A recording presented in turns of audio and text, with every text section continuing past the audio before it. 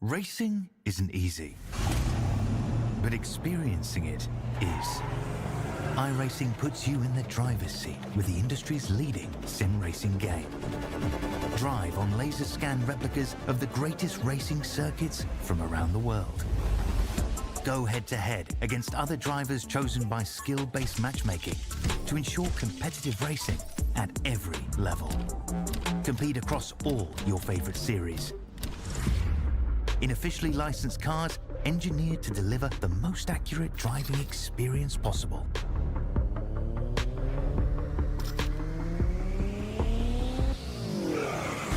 Join a race or host your own with players from across the globe. Race against the computer or in a league with friends. Feel the thrill behind the wheel. Visit iRacing.com.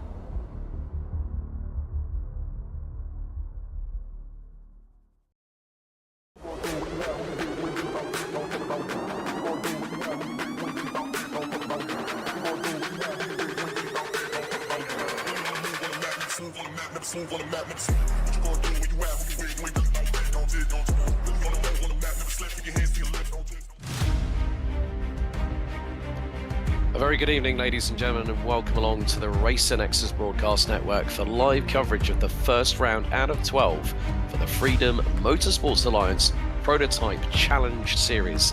Hello everybody, it's Alex Goldschmidt up here in the Racer Nexus Global Broadcast Centre, and joining me as not just our producer but colour commentary tonight, a very good evening. Welcome in, Marshall Crocker. Marshall, how are things, buddy? It's been a long wait, but we finally got here.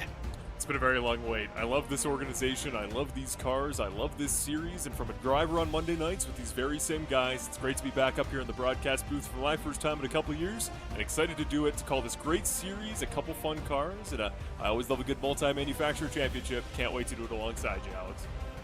Indeed, indeed. Well, a little bit of housekeeping for you all. First of all, a couple of sponsors to mention. Of course, you would have just seen the little short commercial for our good friends at Apex Sim Racing Shop. If you want to get a cheeky 5% discount off of products such as the active pedal system from SimuCube, you can use the Racer Nexus coupon code on checkout, 5%, and there's also a referral link down in the description below.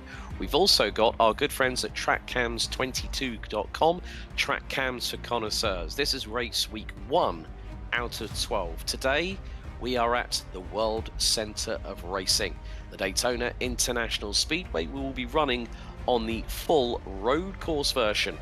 Now, this particular circuit has been established back in 1959. It measures just over 3.5 miles, and it really is going to test all our drivers here today. You've got places such as the Le Mans Chicane, the Rodriguez International Horseshoe at turn 3, but then you've also got that significant banking on the tri-oval at 18 degrees. The oval turns 31 degrees. Let's take you through the calendar for the 12 weeks coming up, including this one. Well, we start with 60 minutes at Daytona, then we head to Brazil and Sao Paulo at Interlagos for round 2 on March 26th. Road Atlanta and Red Bull Ring start the first 2 weeks of April. Week 5, we go to our first of several endurance rounds, 90 minutes at Spa-Francorchamps on April the 16th. Then it's a quick trip over to Italy, to Monza at the Temple of Speed for a 60-minute full throttle adventure on April 23rd. The Hockenheim Ring will take place on April 30th. Then we go to the place where legends are born, Le Mans, on May the 7th. Silverstone sees the first of 2 two-hour endurance races on May 14th. We head to Imola, then Sebring, and on June the 4th, it's the Watkins Glen 2-hour double points finale. More to the point, folks, how can you get involved? Well, don't forget to like, share, and subscribe to us here at Racer Nexus. We've got so much other great racing coming along in the days and weeks, including off-roading, trucks, NASCAR, GT4s, Mazda MX-5s, GT3s, you name it, we've got a lot going on. And now, well, with that being said, we have got our qualifying session underway. It's going to be 10 minutes. We're about a minute away from the end of the qualifying session. And of course, the GTP machines that you will see tonight will include the Acura ARX-06, the Cadillac V-Series, and also, along with that, the Porsche 963 and the Ferrari 499P. So Zachary Tankersley in the 023 Acura ARX 06, currently running P4 in the session. Anthony Jenkins in the 732 Caddy V Series, the 5.5 litre flat plane crank naturally aspirated V8, is on provisional pole at the moment with Brian Scott, the 85. But, well, that's not how you want to end your session there, Zachary. Going straight on at the Le Mans chicane and the car being an absolute wreck after going straight into the tyre barriers. Meantime, in the LMP2 division, we'll be using the weapon of choice, in the words of musician and DJ Fatboy Slim, the Dallara P217 with its 4.2 litre 90-degree V8 Gibson engine. KH Donahue has taken pole position in the in what has been a very, very close LMP2 division itself. But more to the point, this circuit here, Marshall, really doesn't need any introduction. I mean, I think I can put it this way. We were talking about this on air before going on air, that if you haven't known about this circuit, which rock have you been lying under for the last X amount of years? You couldn't have said it better. It is one of those things that whether you're a road course lover, an oval lover, you can come from any walk of life, even a short track fan, maybe a lake fan, maybe you like some fishing. Daytona International Speedway offers everything. It's a globally well-renowned circuit, perhaps one of the more, aside from the Brickyard, renowned circuits in all of North America. It's one that puts on great racing. You described why, and maybe some of the best moments of all time happen in the last 15 minutes of a 24-hour race at this very circuit. So it should be great. It's going to be a fun multi-class event. We should see a couple crossovers between the LMP2 and the GTP class, and that ability to get through traffic is one of those things that makes a high bank circuit like Daytona a little bit easier, but also a little bit more treacherous. Very much the case. Well put there, Marshall. Here's your starting lineup for race 1 out of 12. Anthony Jenkins will start on pole position, and he'll have the Porsche of Brian Scott alongside on the front row. Brock Morris and Zachary Tankersley round out row 2, ahead of Chase Matsko and Ryan Peters. Jay Davis and Matt Mars round out the top 4 rows, with Jacob Brown and PJ Wentline completing your overall top 10. Adam Brady is due to start over the page on position number 11. And then you've got KH Donahue, Decio Lima, Broughton Jones, Robert Milbrath, Jeremy Eshelman, David Marino, Jody Nielsen, Aaron Sanford, Ignacio Arroyo, Gustavo Ferrero, and Christopher Pugliese rounding out the grid. 22 combined prototypes from the GTPs, and I was so happy when IMSA was bringing that name back to the IMSA WeatherTech Sports Car Championship. And of course, folks, if you missed it earlier on today, IMSA released their 2027 calendar. I'm so excited that Lime Rock Park is going to be back on the schedule for that one. But 60 minutes, we're going to find that we are at sunset at the moment here, Marshall. And as you said, we are going to end up being under nightfall with the headlights ablaze, and that's really going to test the drivers, maybe in the last 15 minutes of the race itself. You folks watching at home would not believe how much of a difference it is going to make to handling as the track gets cooler. It will get easier in that intersection, but visibility is always a talking point here at Daytona. The high peaks, you get the sun popping out, or popping down, I should say, below that major grandstand at the Tri-Oval. Visibility, particularly here coming off of turn 4. In fact, let's show you the onboard here from your pole sitter, Mr. Anthony Jenkins, just to see what he's going to be dealing with. The visibility right here is going to get tough alongside the changing condition, the changing grip. That is going to be the thing that the drivers most have to fear, especially as they make passes on track. So the Porsche pace car is leading the field as we are on the latter part of the lap here at the Daytona International Speedway, the world centre of racing, known for the Rolex 24, the Daytona 500, and so much other great racing amidst the pantheon of American modern-day motorsport. It will be the case that when we go into the Geico Acceleration Zone pace car into pit lane, and it will be down to Anthony Jenkins to put the hammer down and get us under green. The green flag is waving here, and we are underway for the opening round of the Freedom Motorsport Alliance multiple prototype challenge here at Daytona International Speedway. Jenkins was pretty much on his own in the 732 Cadillac, so he's managed to put it 3 wide for the lead going into turn 1 as Decio Lima, KH Donahue, Broughton Jones trying to make it 3 wide into turn 2, but the Brazilian makes the move in the 119 Dallara P217. So he's made a very, very good start indeed. It gets a bit sideways, putting down the traction and the power coming out of the Rodriguez International Horseshoe at turn 3. It's the very toughest corner of the race. Turn 1 at Daytona on those cold tires. So difficult. Everybody gets their braking done in a straight line, but look at this for P2 early. It is Donahoe getting past very briefly. Donahue sees Robert Milbrath go by him, and don't forget, Robert Milbrath here will not be a car for position. That is a GTP car out of position. Was behind the LMP2s on grid start, now finds his way through early, but is going to need to make up time for the rest of his class. Yeah, so it is the case of how quickly can you get into that flow state, that rhythm here in the opening round of the Freedom Motorsport Alliance. So great to have the fact that we're not only just covering their GT3s, but now covering the prototype challenge itself. But at the moment, Anthony Jenkins has pulled a gap of 1 second over the sister caddy, the 0.5, but someone's just gone off at the Le Mans chicane. So someone definitely did not have a good one there. And we're going to see who that is. That is Jacob Brown, who started in P9. That's the number 13 Cadillac. So that just goes to show how quickly you can outbrake yourself even in this early stage of the race. So we're only on lap 2, and it's cold tyres, cold brakes, and you're going to see the replay here.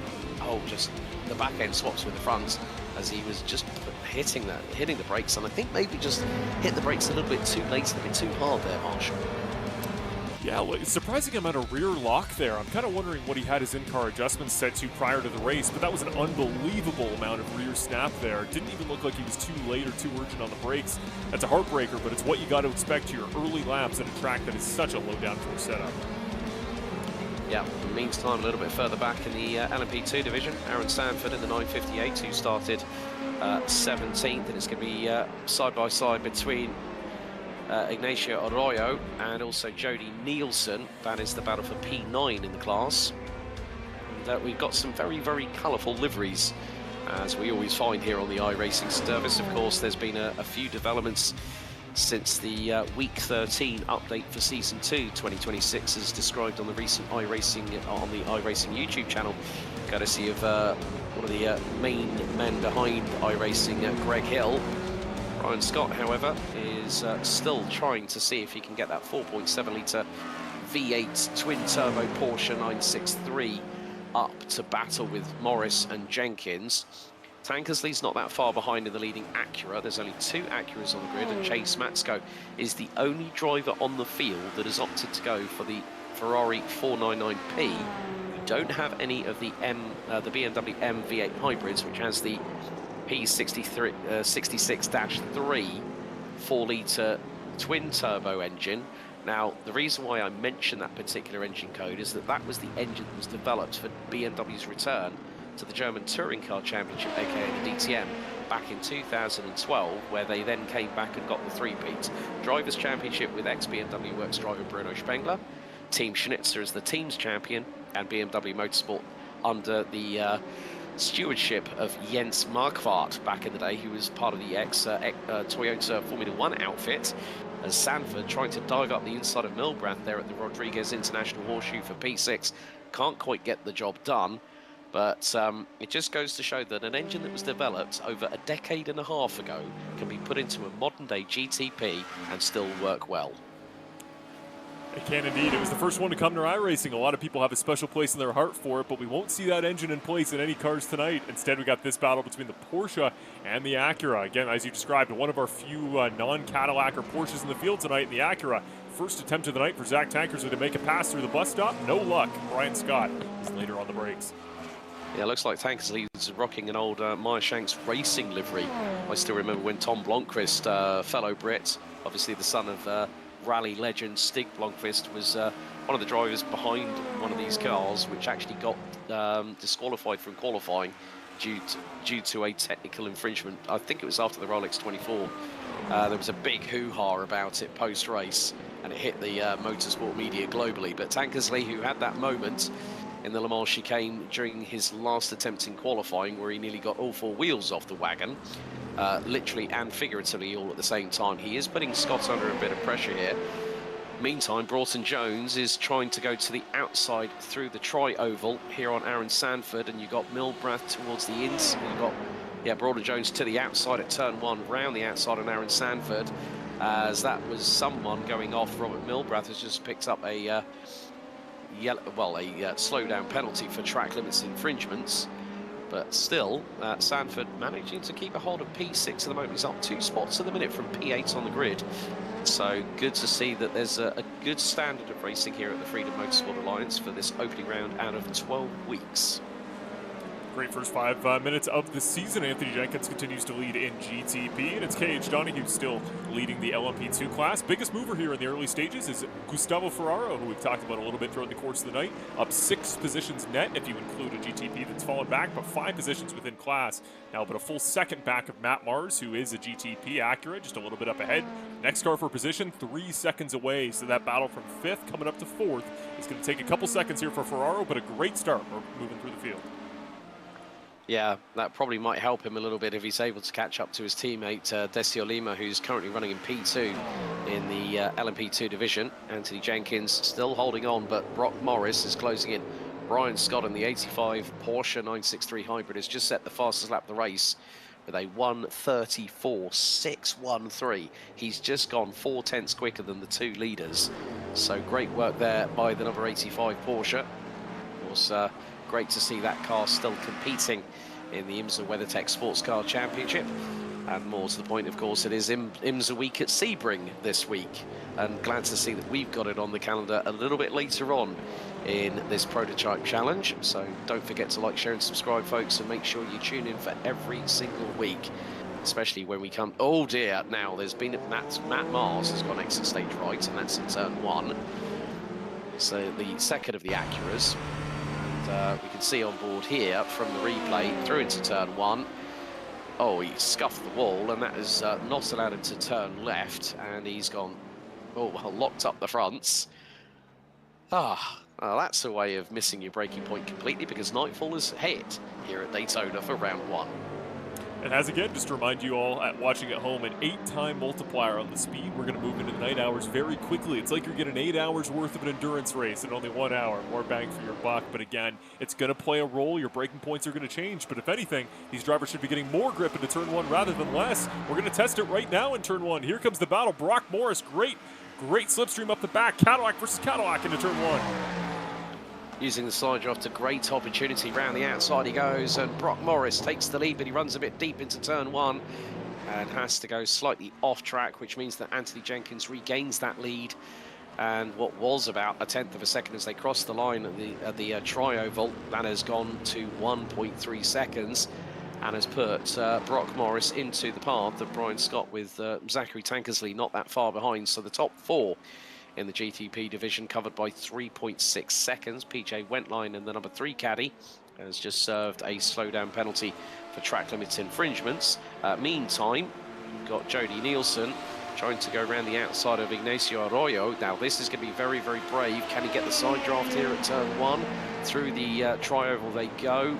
Nielsen runs a little bit wide. Is he going to stop it on the anchors? No, he's not. He locks up the front, goes straight on, and that is going to cost him that's going to cost him a couple of places, because now we're seeing that the GTPs are starting to catch the LMP2s. A little bit of a network issue here for David Marino, who's now left the session. He was running at the time P4 in the LMP2 class prior to just a moment ago. We'll see if his internet reconnects fast enough to remain in the session. Broughton Jones now under attack from behind.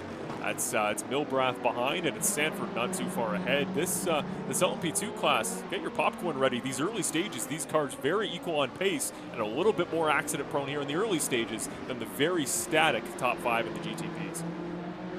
Yeah, it's always when you get people in the same machinery that everyone's got the same equipment to use, but it's how you set up the car to the best of your ability. As PJ Wentline goes around the outside of Ignacio Arroyo in the very brightly coloured 207 entry, the man from Puerto Rico.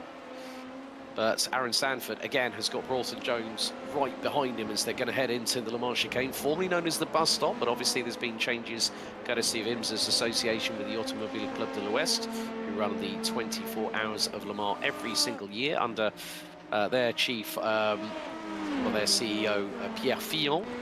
But Broughton Jones did have the flashes on in the 444, but now we're going to see on board with this wonderful camera shot on the left side of the Dallara P217. We're going to head into the tri-oval, and you can just get an understanding of the slipstream. It's really, really powerful around here at Daytona. But Broughton Jones is not far, is not close enough to the back of Aaron Sanford, as Matt Mars has ended up in pit lane. So I'm wondering if the 34 caddy has struck trouble, and maybe that could be damage related. Yeah, he's been a little bit in and out on internet as well. You got to think maybe running low frames or something to do with the nighttime conditions. Many drivers can have struggles with their sim, with their at-home hardware when you get to the late stages of a race like that. You hope that's not the case for Matt Mars, because he is obviously a longtime veteran of FMA, one of the great drivers in this series, and a guy that I wouldn't be surprised once he gets his legs under him a little bit in this car over the course of the year could be a top 5 threat consistently in that top GTP class. Yeah. And this is just early days in the Freedom. Oh, no, no, no, no, no. Robert Milbrath goes straight to the back of Broughton Jones, turns him around, and that has put somebody else into the barriers as well. Now, who was that? That was one of the GTPs. That was PJ Wentline in the oh, dear. number 3. It's going to replay here. So, Broughton Jones comes out of the Rodriguez International Horseshoe. Now, this is heading down into... Oh, just gets absolutely harpooned into the back end. And then PJ Wentline's gone absolutely nowhere to go and slams on the anchors. Front, the lower front spoiler on the car takes a little bit of a touch against the wall. So Wentline, I think, was very, very lucky that that car did not end up going straight into the wall itself and rearranging the front end. Yeah, it's so hard to get away with any aero damage on either of these two class cars. Prototypes in general are so finicky when it comes to the downforce and getting control into these high-speed corners. Turn 1 there, you've seen a couple of drivers go off, go wide. That difficulty of having a hard braking zone where you got to straight line the car with these sensitive brake biases, but it's a left-hand kink, so you got to get your car straightened out, be going straight through a left-hand turn. It's almost a driver's paradox. That's what makes that turn 1 so difficult. Up front, though, Jenkins, we saw Morris go off in turn 1 a couple laps ago. He's now caught up. He was about 2/10 faster the last time by, about a half second the lap before. Brock Morris is on a tear right now, and he's right up to the back of Jenkins once again. So the two Cadillacs battling for supremacy as we are heading closer and closer to the 13-minute mark elapsed. Brock Morris started on the inside of the second row when we went green 13 minutes ago here at Daytona International Speedway for the opening round of the Freedom Motorsport Alliance Prototype Challenge here on Racer Nexus. Morris, the man from Lapeer, Michigan, doing a great job of keeping Anthony Jenkins very, very honest indeed. But the more they start to battle, this will bring back in number 85 of Brian Scott in the 963 Porsche, who is keeping a very watching brief on the two in front, man from Spanish Fort. So fastest lap of the race in the 85 so far. But Brock Morris has done a pretty good job. The last tour that we did on lap 8, he took out 0.8 of a second out of Anthony Jenkins. So 1:34.811 was his lap time here at Daytona. And with regards to the lap time differentials, it's about 4 to 5 seconds between the GTPs and the LMP2s as Gustavo Ferrero to the inside of David Marino dive bombs through. And that is a move for P4 in class. The Brazilian is on the march. Talk about getting the elbows out. Gustavo Ferraro sent that one. He sent the mail. He didn't care which address it ended up at. And you're so in control by the car on the inside when you have a dive bomb like that. David Marino decides to just play it safe, open the corner up a little bit. But it's so tough there, Alex, because on the outside, you want to go wide, you want to keep it safe. But when a car gets up the inside of you like that, you're just trying to give them the best opportunity to stop. You're not so much worried about playing defense. Not a very popular move in some circles. You don't always love a dive bomb, but here at Daytona, high-speed straightaways into a hard braking zone, that's one of your best methods to get by. Yeah, and now we see what I was talking about just a moment ago, as David Marino has tumbled down the order a little bit in the LMP2 division. So we've got Morris being closed in on. Scott is own, and oh my goodness me, we thought it was going to be a quick lap from Brian Scott. He just put another qualifying style lap in a 1:34.536 on lap 9. That Porsche is absolutely getting into the zone here as we've now elapsed into the first 15 minutes. Decio Lima, oh no, the Brazilian teammate of Gustavo Ferraro has just lost it coming out of the Le Mans chicane. And I wonder if it's on the exit here. Too much curb, bangs over the other. the middle part of the lower floor, takes the brunt of it, puts all four wheels in the air, and the Brazilian is out of control. Yeah, so tough here in these cars. You can get away with it in some of the GTs, specifically the Ford comes to mind. Some of those cars with a higher ride height, you can really take those curbs. These GTPs, you can put a set of tires over, just like you saw Anthony Jenkins do perfectly there. You can't put the undercarriage of the car over, especially not over that second curb. You can get away with the first sometimes, you can get off that second, but once the back end starts fishtailing there, again, lower downforce, you're still at a high speed, you do not save it off the exit of Le Mans. Yeah, and of course, with Daytona being part of Florida, of course, Anthony Jenkins, a Floridian native based out of Tampa, as we've just seen more dramas. And this is going to be with Broughton Jones in the 444. Don't tell me. Turn one, runs in deep, locks up the brakes. Oh, right front fender takes a bit of a clattering, but it wasn't that significant. I mean, even with the lockup of brakes at turn one, wondering if there's a little bit of there is a little bit of damage. You can see by the way that the front splitter on that Dallara P217 is angled. That right front took a little bit of a clobber, but hopefully that hasn't done too much to his steering and suspension uprights on the right front of the car. Going to check back in here on the battle for second last time by. Well, you said that 134.5 was impressive, Alex. How about this? 134.42 by Brian Scott. We'll see the fastest lap of the race for each of the drivers in the top five, and no surprise, 4/10 clear now, the driver of the 85, as he tries to track down Morris. I have to give a shout out to Maddie20 saying, woo, let's go Zach. So that's probably Zach Tankersley running in P4 in the LMP2 division. Double Apex Gaming saying, damn, whoever hired these guys in the booth knows what he's doing. Yes, we have to give a shout out to the man that is Mr. Rob Campbell. Thanks to him for both of us having an opportunity to be part of the Racer Nexus broadcasting team. But still, as you said, Brian Scott is on an absolute mission. And more to the point, I mean, that livery on that Porsche, I mean, for those that do know me, I am a Porsche Motorsport commentator through the Swiss Sports Car Sprint Challenge. But that's full FMA right on that livery there. That's brilliant. I love how so many people can get so creative with deliveries here on iRacing. And doesn't it feel like we've bridged a gap internationally between the stars and stripes of the American freedom and the beautiful design elegance of a Porsche? Yeah, there's nothing like the sound of a Porsche engine, especially if there's a flat six involved. And I know that from a fact when I had 34 cars roaring to green at Monza back in, when was it? It was late June last year. We had 35 degrees air temperature.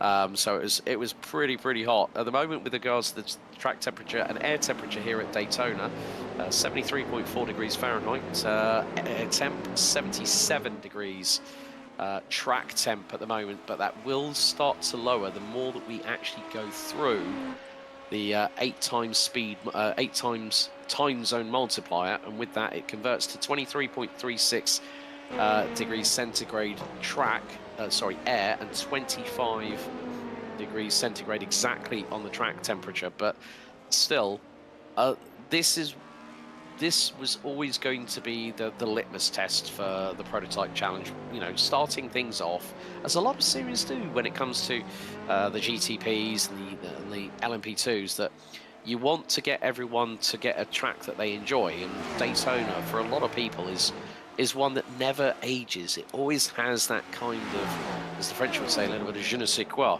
where it's something you can't capture unless you race on it. But meantime, Jenkins and Morris are line astern. The gap is 0.3 of a second. Scott lost a little bit of time because he was getting through LMP2 backmarker traffic. So the top two in the two Cadillacs are starting to pull away from the Porsche. Decio Lima's just had a bit of an off track, and the number 119 Dallara in fifth spot. So luckily enough, the Brazilian has managed to claw his way a little bit further back up the order. Now this is going to be into turn 5 at the horseshoe there. Let's see what happens. Oh, 2 wheels on the grass, back end steps out and manages to try and undirty those tyres as quickly as humanly possible.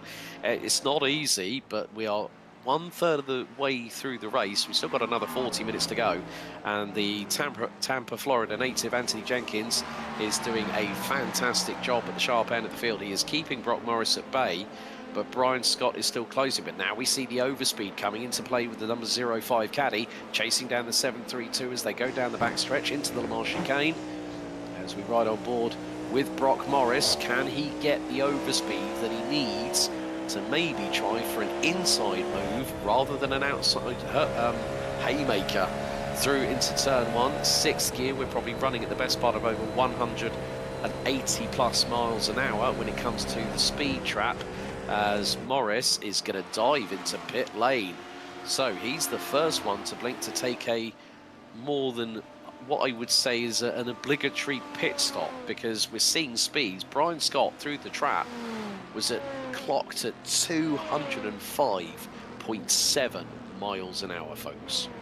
Let's watch him here through the pit cycle. Make sure I don't believe he's going to take tires. This should be fuel only. You're really not going to burn enough at a track like Daytona. So few mid-speed corners that put serious pressure on that rubber. So you're probably going to see fuel and go here for Brock Morris. But having a little bit of a flashback here, Alex, in a race at FMA GT3 in the Pro class for the lead Monday night, Brock Morris beat me with an undercut. So I don't want to speak ill of a man that wants to come down pit lane early, get it out of his way, get it out of the mentality. And a big reason he might be doing it here, Alex, we're starting to hit lap traffic here. We're going to be catching the LMP2 field in its majority with all of its drivers, give or take in about 5 to 10 seconds.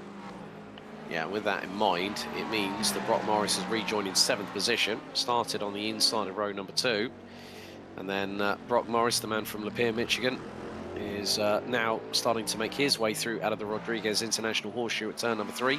Then it's into the very, very fast left-hander here at turn 4. It's more of a kink rather than being a corner, but you've got to make sure that the car is well balanced as we go on the chase cam with the 05 Cadillac through out of turn number 5.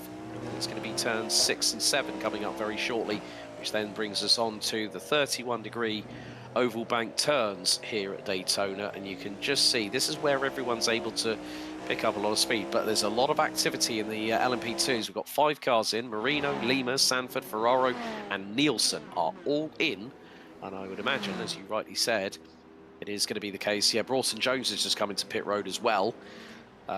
So there's a lot of activity in the LMP2 division, but KH Donahue still leads the way with Eshelman and Arroyo now rounding out your top 3. So Donahue doing a very, very good job. He's 7.4 seconds ahead of Eshelman in the 03 Dallara. So again, we're seeing that the driver that starts from pole position for the respective divisions is the one that really takes the bull by the horns and sets the tone for this race. Which I think we could agree is a little bit of a surprise. You know, Daytona is such an easy to pass track in the early stages. You're spending most of the lap there in the slipstream on cold tires, dirty air through the corners doesn't really make a huge difference. It is a little bit surprising to see that guys that have great speed. I mean, you're talking about the LMP2 class there. Ignacio Arroyo ran the fastest lap of anybody. He was a little bit faster than Donahue.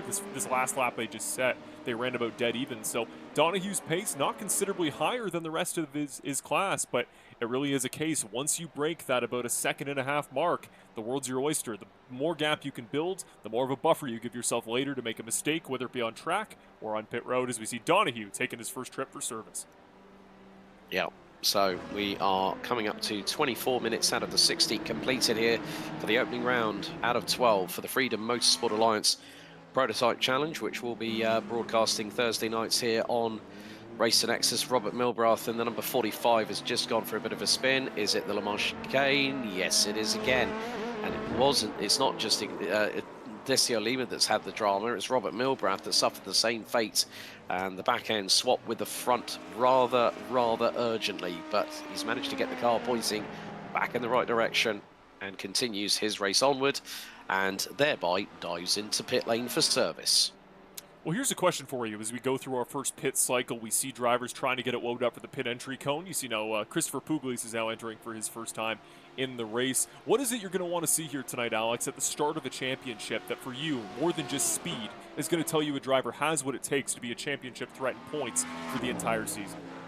I think it's a combination of being able to be consistent over a multitude of laps. So if you can be within a 2 to 3/10 of a second window of consistency, but also having the opportunity to be able to defend your position whilst measuring how back marker traffic is going to be in front of you. That's going to be very, very crucial as we see. I think there was a little bit of a ping issue there for Brian Scott.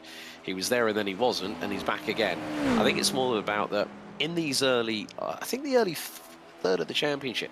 So when we get to, let's say, round 5 on April 16th at Spa, you'll have an understanding of how the pecking order will be, but then it's more a case of, can you keep that, you know, that focus, that motivation, that will to win, or to gather as many points as you can. It's a bit like, say, the Alain Prost syndrome, whereby, you know, the man who won 4 Formula 1 world titles, the last of which was 1993 with Williams before he promptly retired.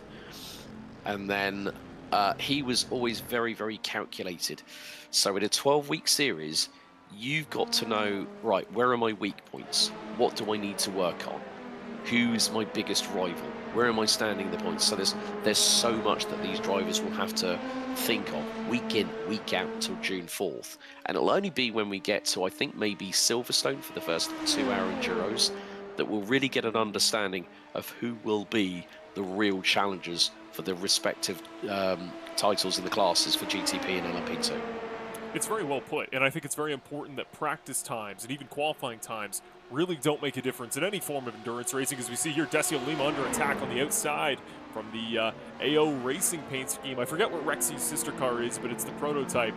The beautiful dragon-winged entry of Ignacio Arroyo there took a peek up the outside. It's a difficult move to make for the opposite reason we talked about earlier. It was Spike. It was Spike. Spike, thank you. Yeah, because you had Rexy. Got Roxy that's made a return to Sebring this week, and then you had Spike on the LMP2. So yeah, I think it is that in endurance racing, I never think, as we see our race leader Anthony Jenkins now coming to service for the first time, Jay Davis in the 317, who started P7 on the grid inside of row 4, is now the new race leader. Now he has not yet taken a trip through pit road in the number 317 Cadillac V Series GTP, and this and the thing is, it is that case of, as you said, you know, qualifying and practice lap times. It's nothing to do with how endurance race works out. I mean, when people go, oh yeah, an endurance race, you've got to have strategy. Yeah, but you've got to have strategy decisions being made at 200 miles an hour, even if it's in a sim. Like, you'll have someone who's probably, you've either got your iRacing crew chief or a crew chief add-on to what you have, or you've got someone who's your race engineer telling you what your delta is. You know, are they to the outside as Ignacio Arroyo in the AO Racing Spike livery, trying to go around the outside of Decio Lima, the Brazilian. Now this could be very, very close. They're going to head into the acceleration zone here at the tri-oval. Arroyo's going to try and force it here, gets the side draft into turn 1. Is the Puerto Rican going to dive through on the Brazilian? Not quite on that particular occasion, but a very, very good effort nevertheless. And doing moves like that, there's a little bit of a psychological game that goes on in endurance racing, where you're trying to make people, you know, have that lapse of concentration, and then it's an unforced error, and then the person that has the unforced error will go like, oh, why did I do that? Right. It's the perfect way to put it. I think more often throughout the course of an endurance championship, you will make split-second decisions to not do something that will be to your benefit more than going for something. And we don't have quite as many cars as, say, a Rolex 24, for example. But the fact that there is that multi-class decision-making into a braking zone, you'll see an aggressive move, and you'll have that question as a driver. Can I get to the inside, let's say, into the Le Mans chicane? Can I get up the inside in time? That decision, going for it, having it succeed, that might be a second and a half on track, at a track like Daytona, where exit's very important. But if you fail, Alex, you might be out for that race, you might be out for that couple races, you might be down on points, and you might lose yourself a championship. So that split-second decision-making, it's one thing to be a good time trialer, it's one thing to be a speedy driver, it's another thing to be a great racer. Exactly, and like I said, with regards to the consistency, that is where the racecraft comes into play, as Arroyo again tries to, he got a little bit of a wobble there going through the banking right alongside Lima, and now they've got, that is going to be Brian Scott that's just gone around the outside of the pair of them, and this time Arroyo is ahead by a nose in towards turn number 1. Will he get it done this time? No. He needed to be a full car length in front of the Brazilian to make that stick. But unfortunately, Brian Scott has just gone off himself at turn 1. And he's once again had a connection issue. It's back there, Alex. The inconsistency on his end. If we can see it, he can see it. Brian Scott, who we've talked about, still has the best lap of the race. That 134.4 has not been touched by anybody. He's having network connection issues, and now everybody in that GTP field has pitted. He is now all the way back in 5th, and net 29 seconds behind your race leader, Brock Morris. And it just goes to show, even at somewhere like Daytona, one thing that causes problems, and especially when we've seen it where I've had it before. I was doing some commentary on the Sim Racing Republic Sports Car Championship presented by RDocs, and Absolute Motorsport Acelith, they were leading LMP2, and with 20 minutes to go in a 4-hour race, their lead driver, Francesco Petalin, had a disconnect whilst leading, and it took them out of the race completely. And it was one of those things where I managed to message Francesco, who I know personally, and I said, what happened? He said, we had a power outage, internet just went straight on the spot. And it's and people might say, yeah, well, it's a bit like an engine failure.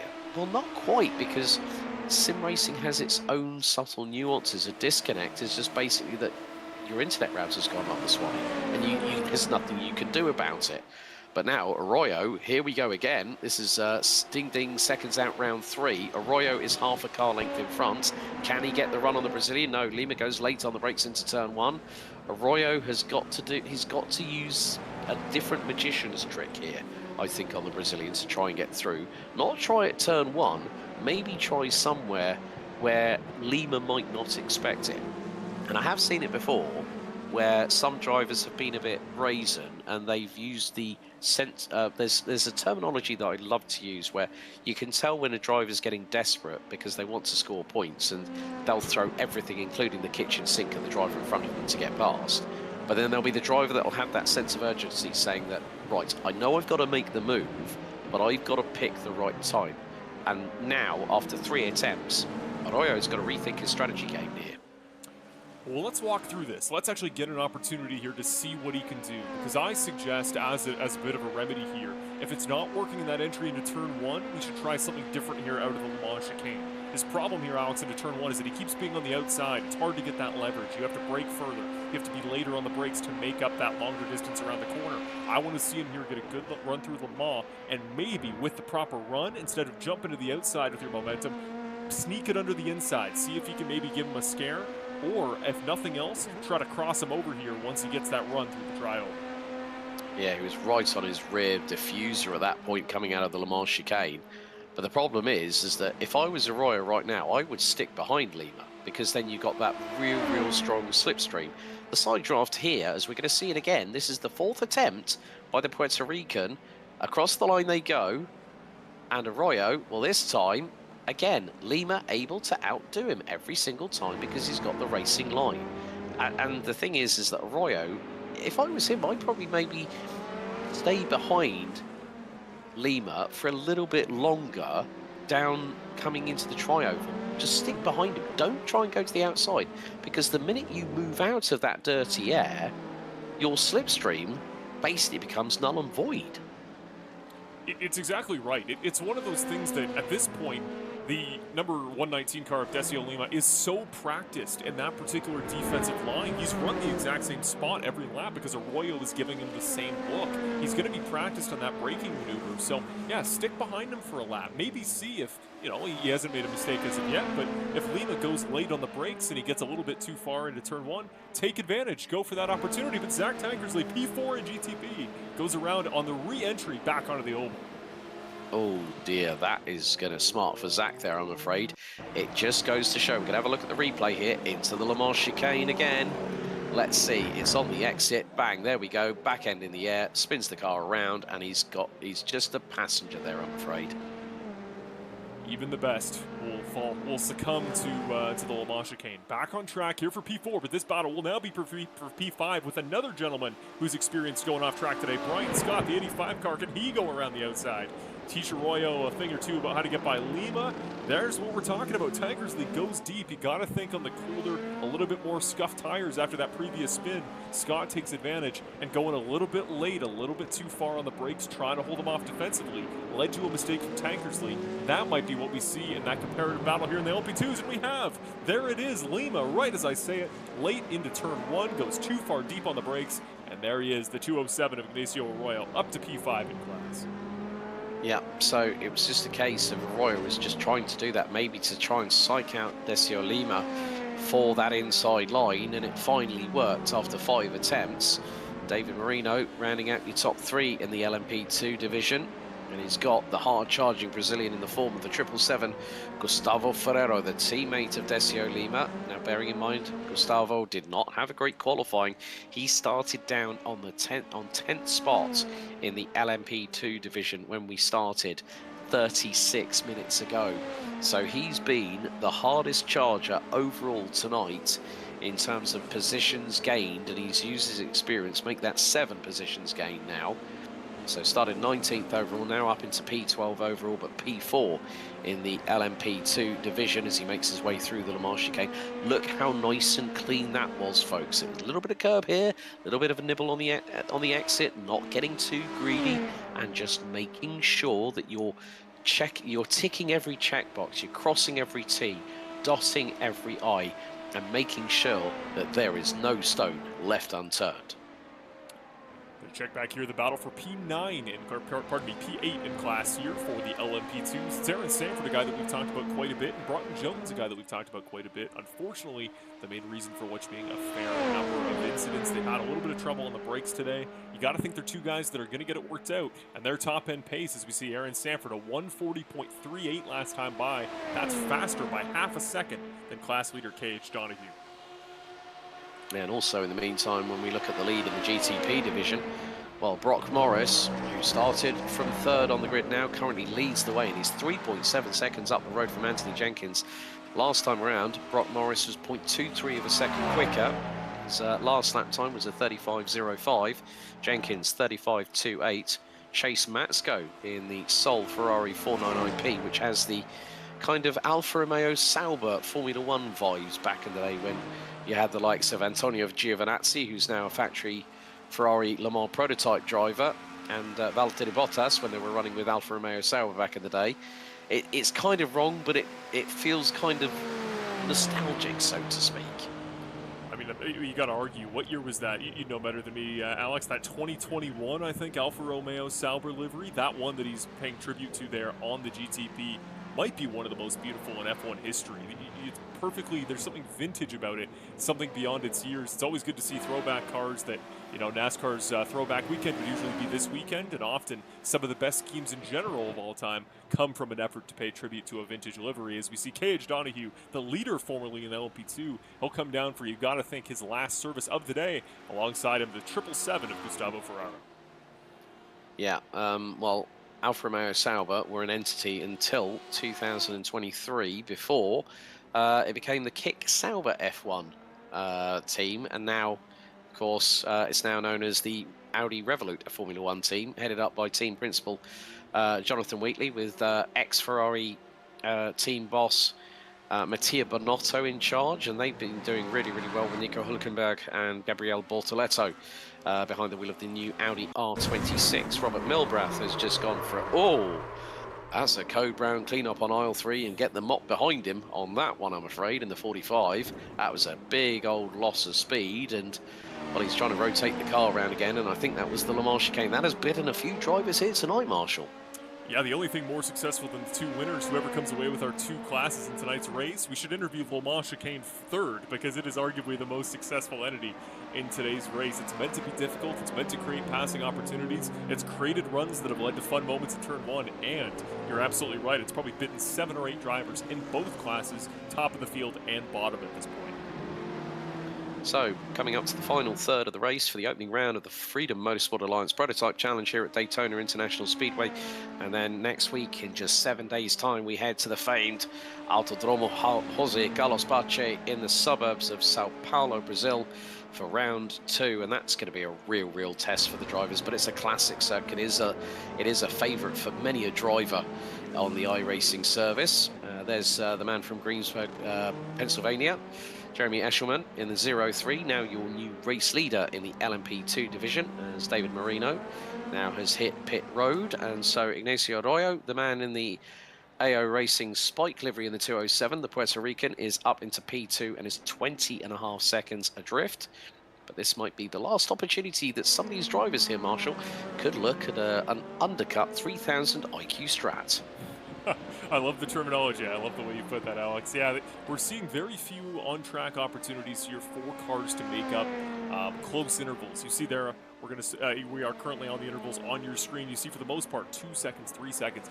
Big gaps. Things have really opened up between that first pit stop here and this second. I think one interesting thing to look at after the race strategically for drivers, did anybody take tires at any point in the race, and then was it worth it? It's actually the easiest track, I would argue, on the service here at Daytona to save fuel. Can anybody save a couple valuable seconds in the pits? Because nobody in the pits currently as of now, but you'll see it very tangibly. Drivers that can lift and coast a little bit more, especially in an effort to stay behind and save time against LMP2 traffic when you're a GTP. You make that time up. That could be 5 seconds just doing lift and coasts in one corner over the course of 40 minutes. So it makes a difference. Those gaps, could we see maybe shrink in an undercut?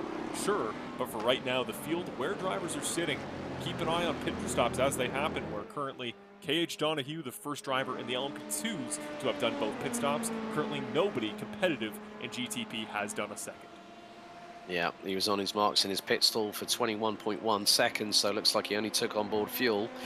But with some of the drivers, it may have been the case, maybe they've taken a couple of tyres, depending if they've had the Le Mans chicane bite them in the backside. As we've seen, we've got 18 minutes and 10 seconds left to go here for the opening round of the 12-week series, as there is Ryan Peters in, oh, now that is a bright livery on that Porsche 963 Hybrid. It's kind of given me Camel Lotus kind of vibes back from the the late 1980s and early 1990s in Formula One, but there is no tobacco livery on that. It looks like some kind. It looks like there's a take on Rexy here, I think, possibly. Usually you see that front grid, the grille, that beautiful mouth design there on the Porsche 911 historically, such as Rexy. You don't often see it on the GT prototype, but really cool to see that take there by Ryan Peters. The reason I shout him out as Anthony Jenkins takes his trip down pit road, Ryan Peters has been in the fastest 5 last lap all night. Every time I put this graphic up, you see that 5 car somewhere on it. Peters, again, a guy we talk about, consistent pace today, maybe didn't have it click, maybe had a struggle in that first stint. A guy whose pace may carry over well to the future of the schedule. Yeah, and this basically being the home track for Tampa, Florida native Anthony Jenkins, who started on pole position, now rejoins in what will be 5th spot if Ryan Peters does not get past him first. Now Jenkins can gun the throttle in that naturally aspirated 5.5 litre flat plane crank V8, which is one of the best sounding. Oh dear, Gustavo Ferraro, what on earth has happened? That is turn 1. Oh, no, that's not turn 1, I believe. That is probably the Le Mans chicane. Let's just have a look here. This is probably going to be going into turn 6 and 7. It's going to be on the brakes, back end steps out. Oh, he was a very lucky boy indeed that back end did not smack into the tyre barriers on the right rear, because that would have obliterated the rear of the drivetrain itself. Yeah, I suspect that was a result of perhaps a new set of tires there. Ferraro had just come out of a pit stop. Speaking of, Brock Morris, our leader in GTP, Lapeer, Michigan's own, now heads into the pits. But Ferraro would just come out potentially on a fresh set of tires. That looked to me the similar thing we saw in that opening lap, a lack of rear grip leading to a wreck. Speaking of, Chase Matsko somewhere on track I'm seeing has crashed and gone off. Same with Jacob Brown, one of our drivers from a little further back in the field. He is currently a GTP a couple laps down, pardon me. Here is Jacob Brown. We'll see if he gets tangled here with Matsko or if the two are uninvolved. He did the Le Mans chicane, the first driver tonight to take too much of the entry chicane, waxed the wall on the outside. Let's see what Chase Matsko, previously running 3rd in GTP. Let's see what the Pennsylvania. There it is, that exit curve, and you see it's always, Alex, that first exit curve right into the second. It's a 1-2 punch quite literally, and that time Matsko, a guy who's very quick, running quick lap times at the time. He's a guy that you know will push to the very edge. You see it in every series he runs in FMA. It's what makes him so fast, but it is what can lead to mistakes. Yeah, unfortunately for Jacob Brown, he nearly did a Nick Tandy when Penske Motorsport joined forces with Porsche and brought out the 963 hybrid. I still remember Nick having that big wreck at Daytona in qualifying, and he made an absolute mess of the front end of the car. It was one of the and it was just as GTPs had come back to INSA, and poor old Nick Tandy, who's been with Porsche for so many years. I've had the opportunity to actually meet his son Felix, who's running in karting here in the United Kingdom, and Nick's wife as well. Great people, but Nick was one of the unfortunate individuals that caught the GTP curse early in being the first person to majorly wreck a car. But you know what, he still keeps on going. Decio Lima, in the meantime, battling away with Brazilian teammate Gustavo Ferraro. This might be a bit of a touchy situation. They nearly come to contact there. But to the outside goes Lima. Will Ferraro give way? He's not going to give way because this is a battle for position out on track. And Decio Lima decides discretion is the better part of valor going into T1. Dives to the inside earlier on the brakes and stops him from rear-ending his teammate. Yeah, nice safe driving there, but if Ferraro had gotten a little bit later on braking, he might have actually been able to cross him over. A couple more drivers here, Broughton Jones and Aaron Sanford there in the LMP2 class, are going to take their last pit service of the day. They're going to net out for position here, likely about 6th or 7th at the end of this race. That's going to be the battle they fight for when they leave pit road, because Eshelman and Arroyo are final 2 drivers in the LMP2 class without their second stop. Yeah, so Eshelman leading the way in the Budweiser liveried. I do like it when we see, oh dear, Zach Tankersley. That is off of, I think, the Rodriguez International Horseshoe at turn 3 or maybe turn 5. Let's have a look as the Acura ARX 06 through into turn 4. He's going to hit the brakes. What's going to happen to the back end? It's going to swap around, and on the grass he goes. Oh well. It's a bit like pulling up the handbrake in an ARX rally cross car. And he wasn't even doing it to impress a potential girlfriend. There's no reason to pull a handbrake turn in the middle of a professional race.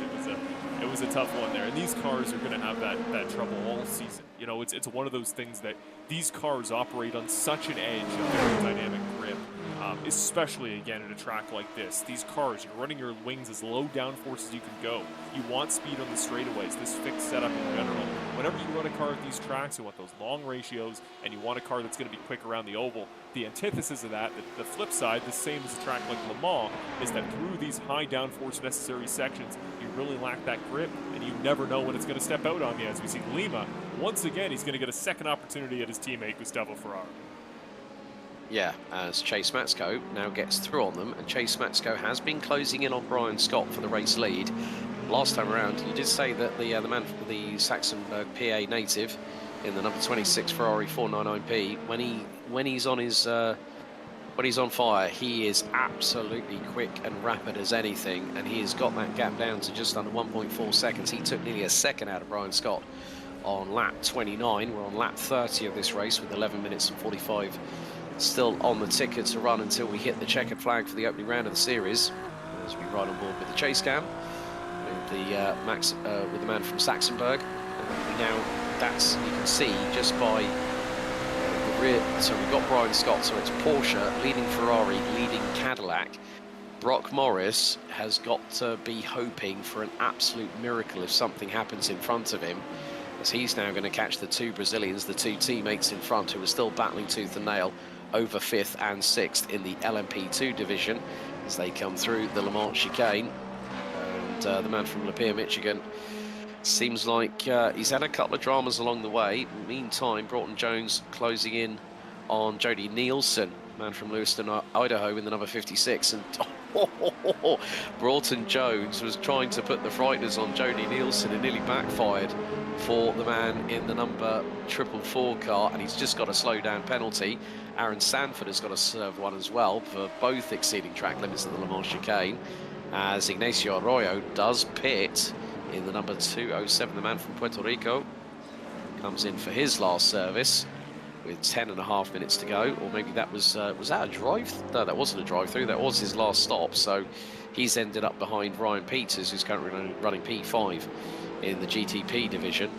But still, if there's an opportunity that Chase Matsko is hoping for back marker traffic to slightly get in the way of Brian Scott, this might give him a little bit more of a spirited kick up the backside and a bit more internal motivation to go after the 85 Porsche in the FMA livery that is still leading as we are on lap 31 of this race with 10 minutes to go. We are indeed. The only reason I point out the last pit lap for these drivers on the bottom left corner of your screen is because 4 drivers left in GTP have not taken their second service. We're getting late in this race, Alex. There's always the possibility, like I talked about, maybe the fuel was on a more of a line. Maybe it was a little bit closer to that one stop than we thought. We're getting to the late stages. If you saved well in stage 1 and you saved well to the rest of the way, I'm not saying Brian Scott's a guarantee, nor Chase Matsko. It is something to look out for. And Brock Morris, if that happens to be the case, he's going to pick his pace up a little bit until he sees those cars peel off to pit road. Then he's going to bring it home safe. Yeah, when you consider that both Brian Scott and Chase Matsko, they pitted on lap 16, they're now on to their 32nd lap. So if these GTPs run at a 16 or a 17 lap interval on a full tank of fuel, then that's going to be rather interesting. Meantime, Decio Lima to the inside of Gustavo Ferrero through the tri-oval. Lima to the inside, gets through, and that is P4 for the number 119 from Brazil, and gets through on his teammate. Ryan Peters is like saying, guys, get out of my way. Come on, GTP coming through. But they're just having their own battle.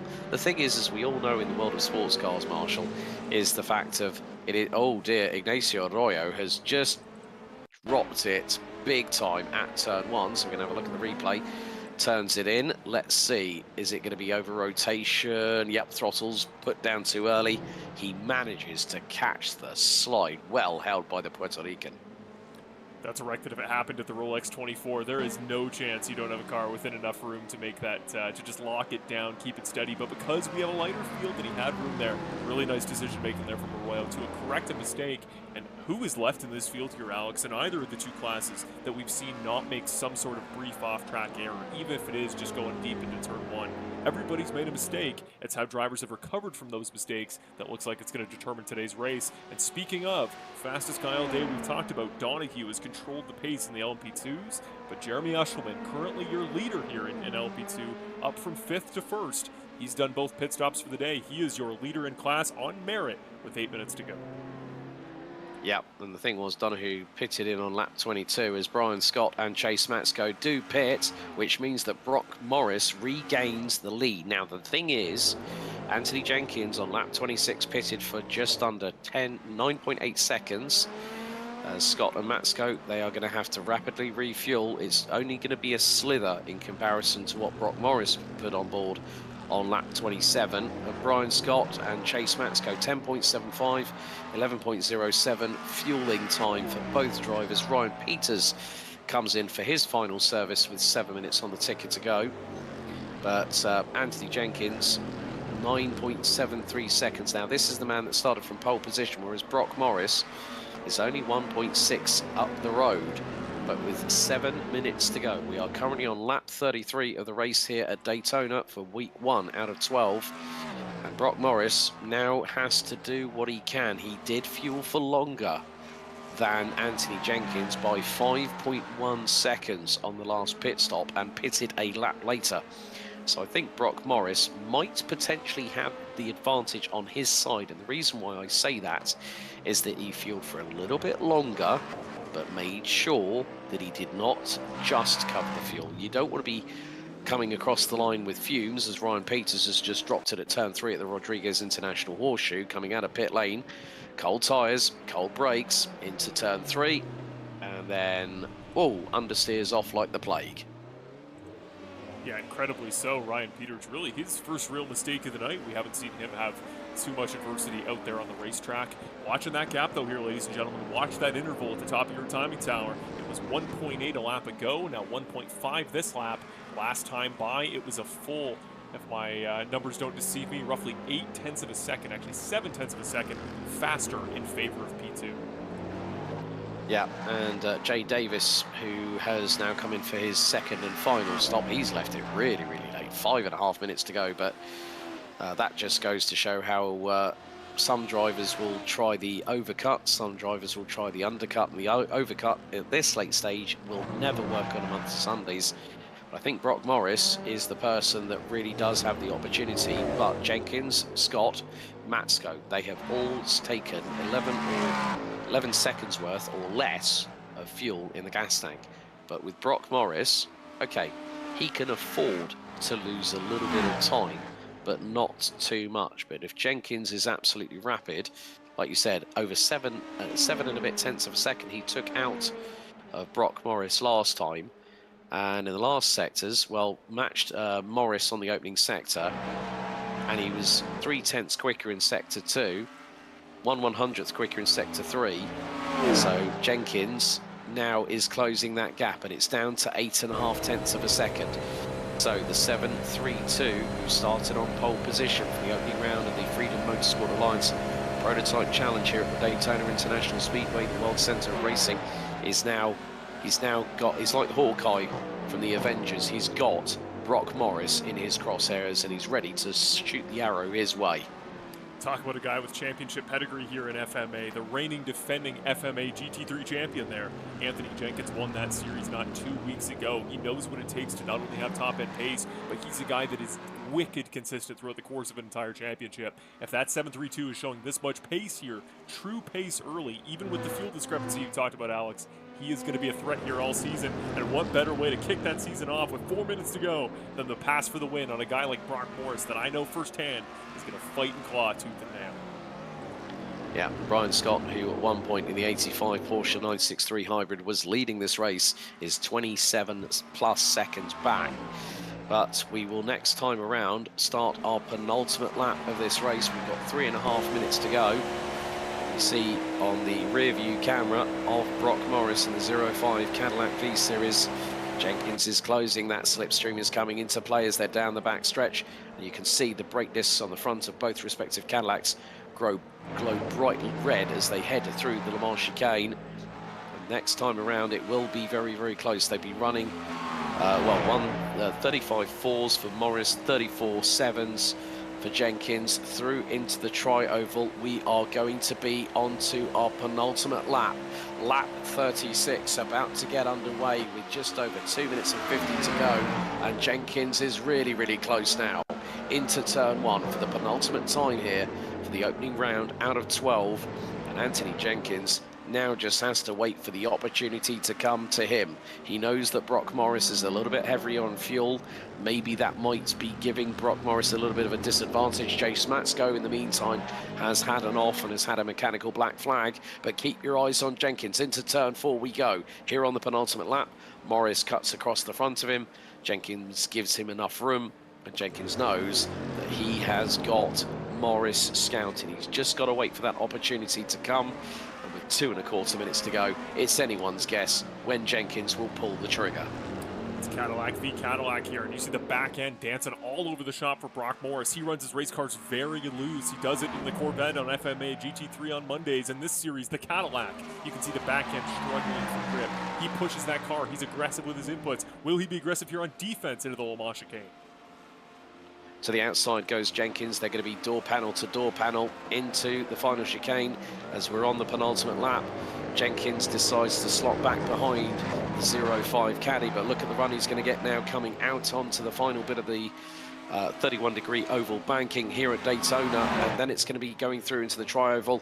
Jenkins looking to the high side, trying to activate that side draft in the 732 Cadillac V Series. Oh, they make a little bit of a touch going down in towards turn 1 as they cross the stripe. White flag in the air. It is side by side for Morris and Jenkins for the race lead as we go onto the last 3.5 miles of racing surface here at Daytona. Fitting a little in the final lap. They pass the leader in LMP2. That's Jeremy Eshelman in the Budweiser livery just behind them. Chase Matsko a lap ago. He had an issue. He's going to go to the pit road and lose 4th. But here he comes. Jenkins up the inside. The brake calipers glow. He gets it into the high braking zone. And Brock Morris, he's going to have an interesting spot here in the chess match. He's now P2. He needs to control his grip through these corners. But if he can stay within about 7 or 8 tenths through the oval, he'll still have a shot to the finish line. Yep, yes indeed, as we head through out of turn number 3, the Rodriguez International Horseshoe here on the 37th and final lap. looks like under traction when Brock Morris puts down the throttle. As you rightly said, the back end gets a little bit loose. Now coming out of turn 6 and 7, he's trying to get the traction down, and that car is struggling with the rear tyres. Maybe they've given up the ghost and the life is completely out of them as that gap is now expanding. Make that 0.8 of a second. Now we head in towards the Le Mans chicane down the backstretch for the final time as the ticker strikes 10 seconds to go as Jenkins turns it left into the Le Mans chicane. Morris has got that gap down to about 5 and a bit tenths of a second. Can he get the run out of the final section? Here on the final lap of the race, we hit 0 on the ticker. 60 minutes are up. It is the run to the line between the two Cadillacs. Morris is hoping that slipstream is going to engage, but it looks to be too little, too late, as Anthony Jenkins will come towards the checkered flag here at Daytona and win the opening round of the Freedom Motorsport Alliance Prototype Challenge here at the World Centre of Racing. And your winner in LMP2 by a much larger of a margin than that at the top of GTP, Jeremy Eshelman takes his first win of the season, your race winner in the second division class. Jeremy Eshelman, KH Donahue, and David Marino will end up as your podium in the LMP2 class. And on the inverse, it's Jenkins, Brock Morris, and a recovering Brian Scott back up there to P3. So in the GTP class there, Alex, it is the top 3 from qualifying, not in the same order, but they are your final order there in the race. On the other side, though, this LMP2 class, the victory burnout start for Eshelman was very different. It was the driver starting P8, and Eshelman that wins that race. P8 in class for him. Donahue started in 4th. Marino started all the way down in 9th. So a lot of difference, a lot of coming through the field. Racecraft made a difference, and consistency won the day for Eshelman in LMP2. Yeah, Zach Tankersley takes P4 in the Acura ARX 06. What a great drive from him, despite having dramas. Jay Davis and Ryan Peters, who will very shortly cross the line, will complete your runners and riders in the GTP division. Chase Matsko, unfortunately, with 1 lap to go, gets the mechanical black flag and is in the pits. So he will be classified 7th, ahead of Jacob Brown, who retired on lap 25. PJ Wentline retiring on lap 13, and Matt Mars out early on lap number 7, with Adam Brady not taking the start. But Jeremy Eshelman doing a great job there in the LMP2 division, ahead of pole sitter KH Donahue. David Marino rounds out the top 3 ahead of Decio Lima and Gustavo Ferraro that round out the top 5 in the LMP2 division. Ignacio Arroyo was in contention for a podium here at Daytona, but ends up P6 in the opening round out of 12. Jody Nielsen, Broughton Jones, and Aaron Sanford complete your 9 strong that did finish pretty much all 35 laps. Christopher Pugliese and Robert Milbrath ending up a lap down. But more to the point, what a way to kickstart this series for the Freedom Motorsport Alliance Prototype Challenge at the World Centre of Racing. We have got some drivers that will be joining us very, very shortly in the Apex Sim Racing post-race interview show. So I think we might as well get things underway, because I think we're going to pull in our overall winner and our GTP winner for round 1 of the series. Anthony Jenkins, congratulations. By 0.4 of a second, you pick up the win and head to victory lane here at the World Centre of Racing after a great battle with Brock Morris right down to the death. How are you feeling after that one?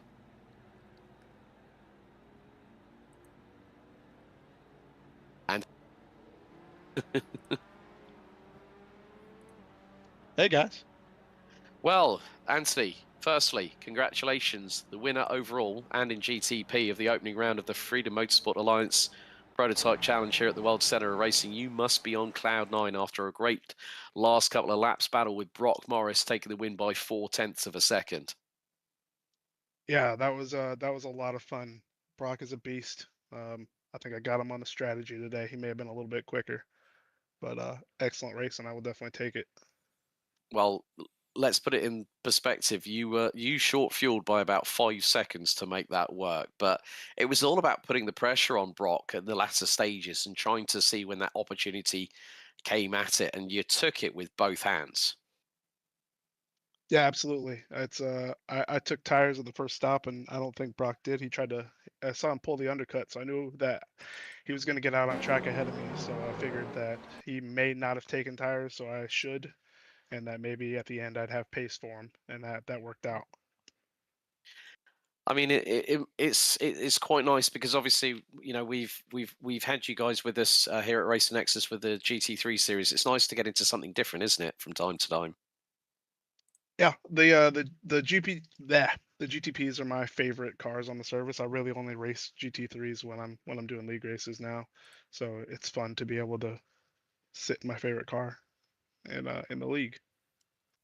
We've got a very different challenge next week, Anthony, because we head to Interlagos to the Autodromo Jose Carlos Pache. Big elevation changes, a lot more technicality. How do you think things are going to go there?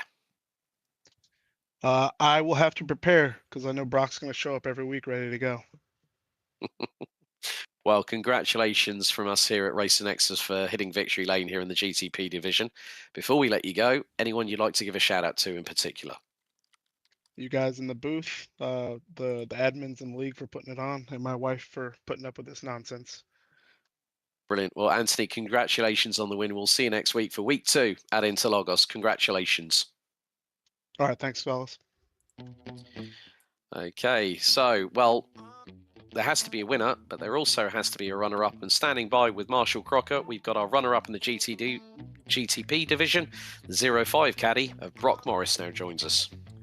Welcome, Mr. Brock Morris. Good to get a chance to talk to you in a little different context than over there on Monday. Awesome race tonight, my man. Really solid drive there throughout the entirety of a race that felt like everybody was going off. There was this, there was that, there was little incident, there was late on the brakes, but you were pretty calm and collected throughout. In the end, it wasn't a wreck, it wasn't a mistake that led to you getting P2. It was that last lap battle there with Anthony Jenkins. Talk us through it a little bit. He suggested it may be a tire discrepancy there at the end. Talk us through your strategy and how it led to that last lap. Well, first of all, yeah, congrats to Anthony. That was, this is why, we sit in front of a computer and race cars online, is because that's like nothing can really match that kind of excitement there. But yeah, I going in had the strategy of, it's a night race. I figured I could make the tires last for an hour. So I was kind of trying to save here and there, but yeah, those rear tires just kept getting away from me. And I was talking to Anthony after, and it sounded like he took tires on the first stop. So I was like, coming out of the first pit cycle, I was like, yes, I cycled in front. But then I saw him creeping closer and closer. And first he was a 10th faster, then he was 2/10 faster. And it was like, oh no, I'm pretty well screwed here. So yeah, I can hold my head up. I didn't really feel, like you said, it wasn't a mistake. It was just pure strategy there pure strategy mistake on my part, not in Anthony. Like, he's a hell of a driver, and that was an awesome fight at the end there. And yeah, I felt like it was a race that definitely didn't lack excitement, that's for sure.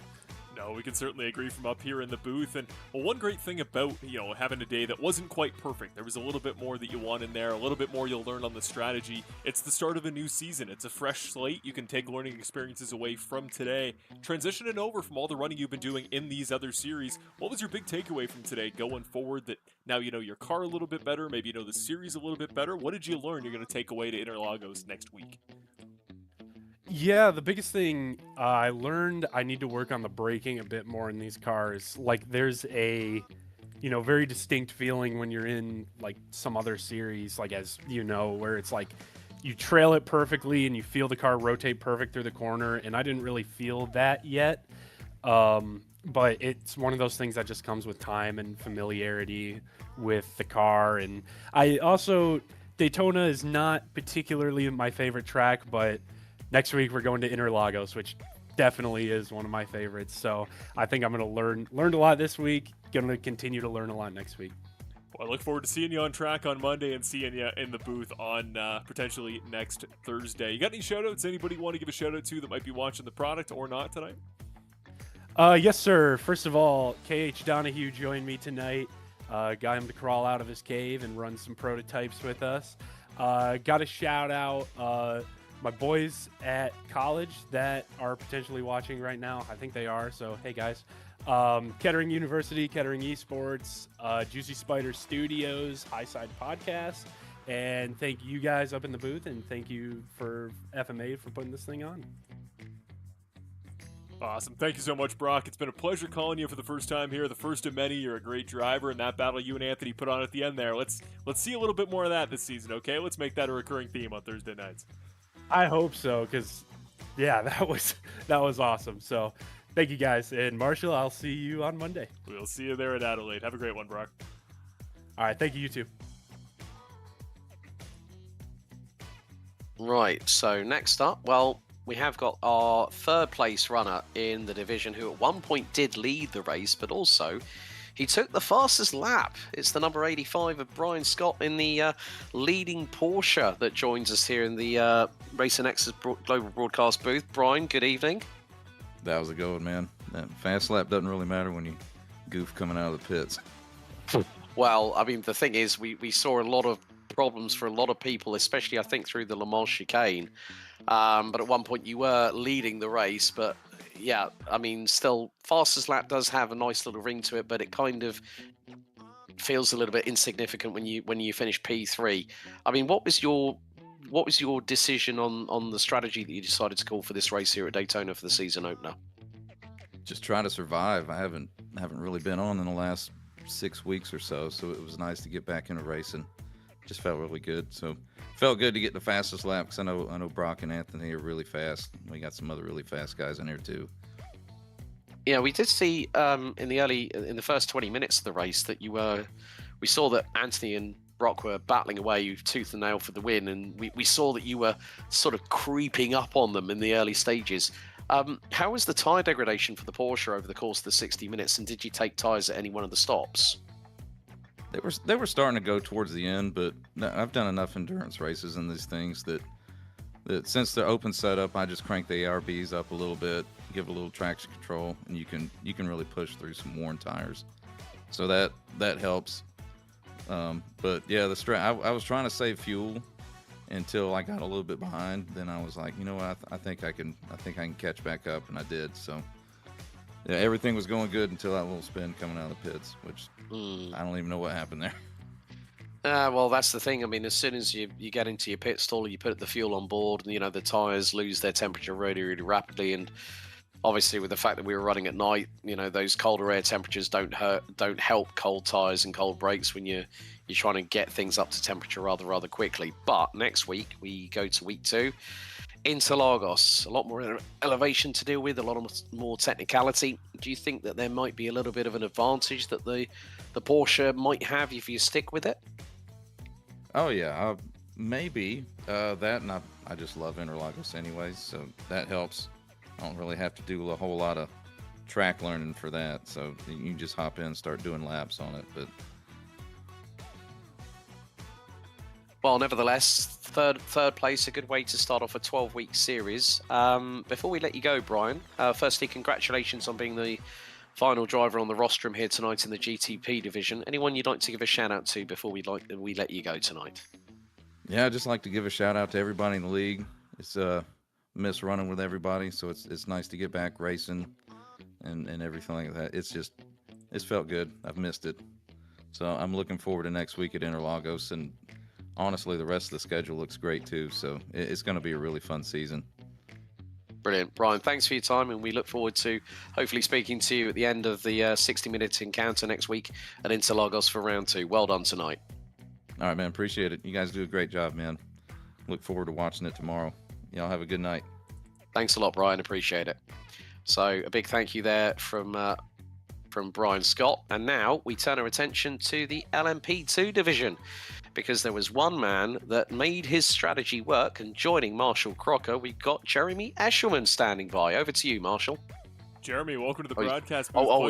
He's just jumped back straight down. I don't know what happened there. A little bit shy, we all have stage fright here and there in racing, but he's gonna have to get used to it. This kind of pace, he's gonna do plenty. So we'll try one more time, see if he's ready, and then we'll give him his due. There we go. He's back up there. Over to you, Marshall. Hey, Jeremy, welcome back. Awesome job tonight, my man. That was the drive of a man that has won plenty of times driving a GT3 car with FMA, and you've done so now coming back here in your first LMP2 race. You start P8 in class, you move your way all the way up there to P1. Tell me a little bit, what was it about that race that, you know, you seem to have a little bit of class of the field the entire way through? Was it strategy? Was it pure speed? What was your special sauce tonight? Honestly, it was just getting comfortable with the car. I forgot how much fun these things are to drive. I haven't raced one in a while. I then did some practice laps this week. I screwed up every single lap in qualifying. I definitely had a lot more speed than where I started. But once I got comfortable, I started running back down Donahue. I thought maybe something happened to his car, but I think I was just getting more comfortable with it. Talk about a little bit about the interesting conditions with the time change tonight. The fact that you basically ran an 8-hour endurance race in 1 hour. How predictable were your braking zones, your turn-in points? How much were things always changing? The big difference I noticed was just the lighting in the first few minutes. It just changed really fast in the car. Braking zones, that was something I messed up early. I thought for sure I was done lap 1. I locked up massively and a few turns into the race. Luckily, didn't hit anyone and kept it clean after that. Talking about the start of a new calendar, you win the opening race, always an important thing to do to set the tone, to, you know, build your own personal confidence that I'm sure you don't lack. You've had success for a long time here in FMA, but looking forward to next week, Interlagos, and then a couple weeks forward to Road Atlanta, a track you recently won at in a GT3 car. Where's your confidence line for the rest of this season and how that LMP2 car is going to treat you at a variety of tracks? So it's actually Spa I won at, which is one of my favorite tracks of all time. Spa, Thank you. You're absolutely right. Yes. You're all good. No, it's just fun getting used to this car again. Hopefully I can make every Thursday. Personal scheduling wise, I don't always know I can make it, but now I feel like I have to clear my schedule for it. Yeah, most certainly. We come on. If anybody in this series has to have some serious tenure, it's the guy that's going to lead the points championship out of 1 week through the series. So awesome race tonight. You had the class of the field once you got up and running there after that first pit cycle. Well deserving of a great win and well deserving of giving some shout outs. Anybody at home you want to give a thanks to? Just mainly shout out to this league. I've been joined it a few months ago, and these guys have been great. It's been fun racing with everyone. And then all my buddies and teammates over at Threshold. I know they're more so in the GT3 side and some NASCAR stuff, but those guys have been fun to practice with and learn together. Awesome. Well, thank you, Jeremy. A pleasure getting to talk to you here from a different lens of things. I hope to see you coming back on Monday and in a week's time for round 2 here of the series at Interlagos. Thanks for your time, my man. Yeah, thank you. Right, okay. So next up, after Jeremy Eshelman, we had one person that put it on pole position. He did finish second in the end, but not for the worth of trying. KH Donahue joins us. KH, are you reading us? Hey, how's it going, man? Well, we're glad to have you on the grid. I mean, first of all, a great effort in qualifying, but Jeremy just seemed to do a number on everybody in terms of the strat tonight. What was your approach? Oh, well, so at the end of that second stint there, I was throwing together like a bad couple laps, and I was thinking, oh, he's got to be on tires. It turns out, yeah, he wasn't on tires, he was just driving better. But I was like, I got to pit early and put on tires. I just miscalculated that, and I didn't think about, tires will take a lot of the fuel. I lost 10 seconds on that pit cycle and just never got it back.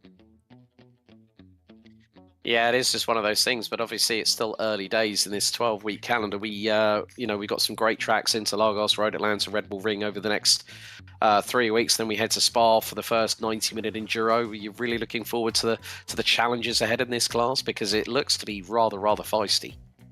Oh, yeah, totally. There's some fast guys in here. I'm excited to battle some guys, it's going to be a fun schedule. I'm excited. And obviously, next week, we go to week 2, Interlagos, 60 minutes. What's going to be your game plan without giving too much away? I'll be honest, I've never driven that track before, so I gotta buy that track and figure something out to do that. I know I struggled on other games, but I mean, I think I'm just gotta learn it, get consistent, and then, not take tires. Well, KH, thanks a lot for your time, buddy. We do appreciate it. And well done on your second place finishing the opening round of the 12-week series. Before we let you go, any shout-outs you'd like to give in particular? Oh, no, I'm just hanging out, man. I mean, props to Brock as my teammate. He got second, too. We were in there together, but, yeah, it was a good race. Thank you, man. Have a good one. No problem at all. We'll see you next week for round 2 at Interlagos. Well done tonight. So a big thank you there to KH Donahue. We might have time maybe for one interview if he's willing to open his mic, but let's see if we can bring in to join Marshall Crocker in the global broadcast booth, Decio Lima, one of our 2 Brazilian drivers here.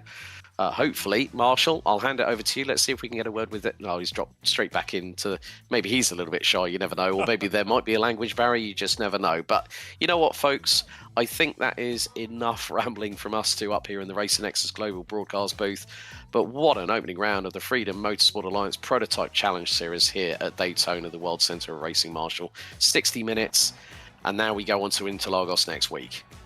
We most certainly do. It's going to be a fun one. It's a global track that, you know, everybody except KH Donahue happens to own. It's one that people are pretty comfortable with in any walk of life. Certain cars don't tend to have an advantage. It's one that should be the great equalizer, always passing opportunities, always plenty of opportunities to run close proximity side by side. And I think if anything proved today in our first opener at Daytona today, Alex, it's that these drivers in close quarters and close positions battling for the win can duke it out here when they have an opportunity. So it's a great track. It's a great series. You saw some great racing all through the field tonight. Really great drivers, and I had a pleasure calling it alongside you today, Alex. I guarantee we're going to get just as good, if not better, of a product at a great track like Interlagos. Yep, so that wraps up our time here on the Racing Nexus Broadcast Network for live coverage of the opening round out of 12 for the Freedom Motorsport Alliance Prototype Challenge Series. Don't forget, if you haven't already, like, share, and subscribe. We'd love to have you on board with not just what we've got coming up, of course, Interlagos round 2, then Road Atlanta, Red Bull Ring, Spa, Monza, and Hockenheim take us right the way through to the tail end of April. Don't forget, if you want to get a little bit of a 5% discount. Oh, hang on a second. I think Decio Lima might want to have a little bit of a chat. He's just popped into YouTube chat. So should we try and give this one more shot, shall we, Marshall, before we close things out? Let's give it a go. Never hurts. Right, okay. Well, I'll hand this one over to you because I've just dragged in Decio Lima, who finished 4th in the LMP2 division tonight. Decio Lima, really glad we can get a chance here to speak to you. Yes, P4 there in the LMP2 class. I don't think there's a guy on this grid that had a busier night than you tonight, Decio. Talk a little bit about Daytona. Were the passing opportunities as easy as it looked, or did you just have something on offense and defense a lot of your class didn't?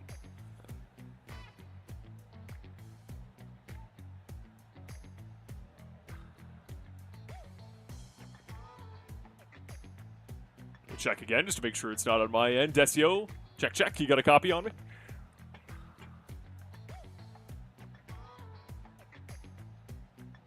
I think he's yeah, we're just bear with us a moment, folks.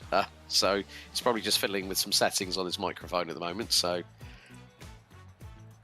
it happens to the best of us. Success on track doesn't always indicate success on Discord, as I and many other drivers will tell you.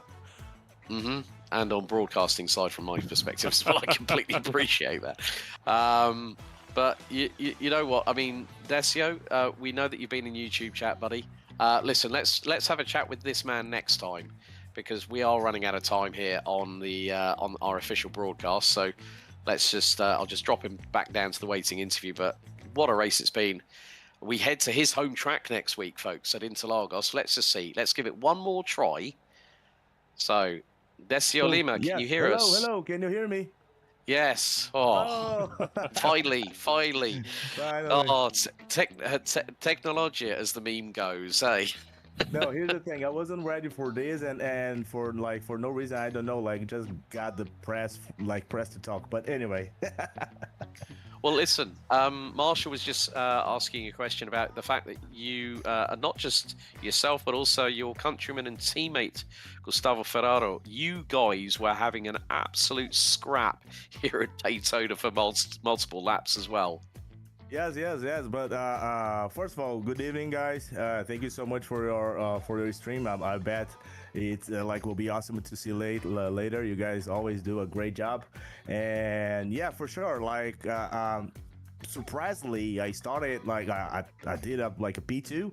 I'll be honest with you guys. On my racing team Brazil, I hate to when my guys say that we didn't train, we didn't practice before, but honestly I had barely 200 miles on this car. I just took it today to run a couple of laps, and surprisingly, I did it well, but I got very nervous on the initial laps, and I spun off, and then I was trying like my best to get back on track, and like Ferraro, like he did, like he made it difficult. God damn it, it was fast. Yeah, Marshall, have you got any questions in particular for Decio whilst we're at it? I'll tell you, Decio, I love you. I love having you here. You got the perfect energy here for the broadcast booth. We might have to bring you in as our unofficial third, the way you know how to talk about Maybe racing. a pit lane reporter. Yeah, maybe something like that. But yeah, starting off this series, you're running in the LMP2. You talk about you're new to it. You adjusted pretty well today to Daytona. You had good pace and good racecraft. Should we expect the same thing next week, if I'm not mistaken, from your iRacing profile? Is it a home race for you next week at Interlagos? Yes, but like, guys, correct me if I'm wrong. My race lab says that I finished in P3. That's why I'm here. I finished in P4. According to our live timing, it's showing P4, but it's still worth having a conversation with you nevertheless. Okay, okay, yeah. So, home country, racetrack. I know how to race over there, like in GT3. So probably will be the same, and I'll do my best to be here next week with you guys. I really love it to talk with you guys. Amazing.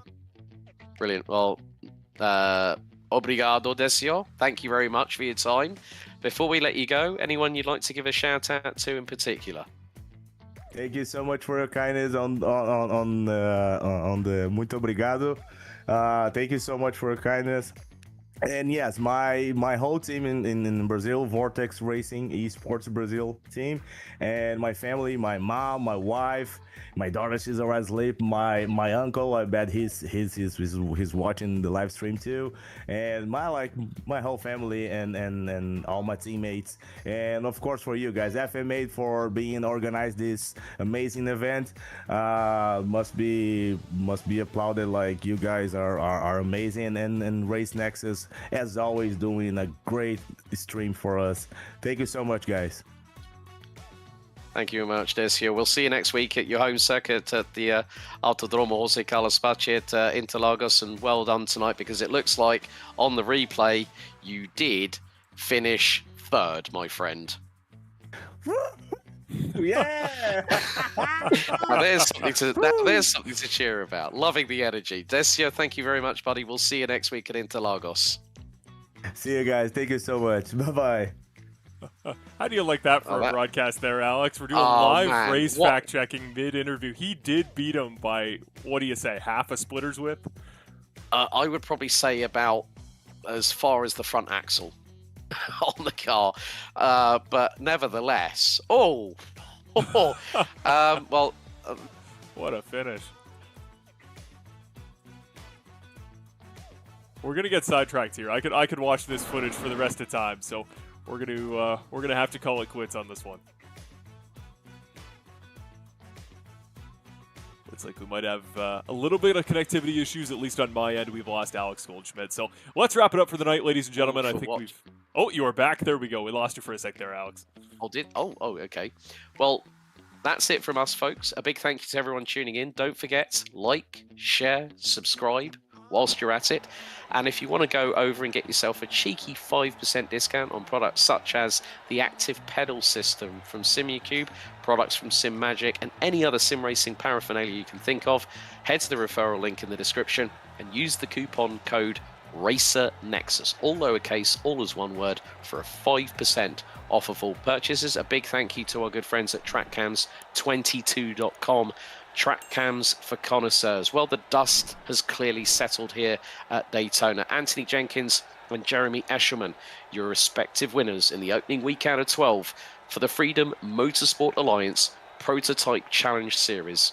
We head south of the border to South America, to Brazil, to the Autodromo José Carlos Pache at Interlagos on March 26. And up here in the Racer Nexus Global Broadcast booth, you've been in the company of Alex Goldschmidt and Marshall Crocker. We will see you in 7 days' time for the next exciting 60 minutes of this wonderful series. Until then, race hard, race fair, and if in doubt, well, you better go flat out. Thanks for tuning in. Good night for now.